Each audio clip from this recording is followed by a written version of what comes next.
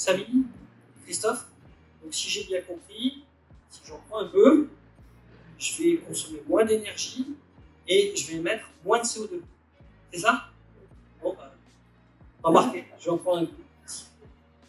À votre santé. Bonjour. Alors, pourquoi émettre moins de CO2?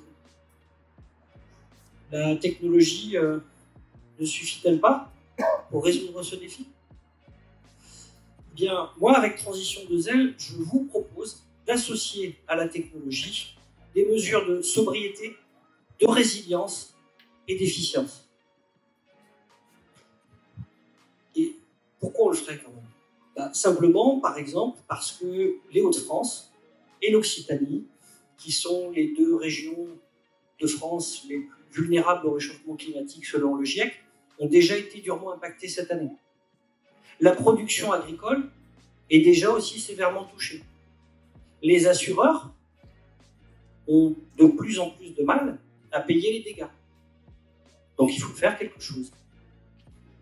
Il faut faire quelque chose basé sur un diagnostic fiable. Alors le diagnostic, c'est la chose qu'on a autant envie de faire que de parler politique avec sa belle famille le dimanche. Et vous aussi. Dès la phase de diagnostic, j'interviens avec des méthodes ludiques pour permettre à vos équipes de comprendre les enjeux, de participer à la collecte des données, ainsi qu'à la construction et la mise en œuvre d'un plan d'action adapté. Ça veut dire que la gestion du changement est engagée dès le début. Vous gagnez du temps. Alors, si votre...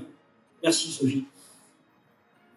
Si votre organisation, si votre entreprise ou votre collectivité est intéressée pour diminuer ses factures énergétiques et transformer une potentielle obligation en un moment de réussite collective, je vous invite à rentrer en relation avec nous. Merci beaucoup.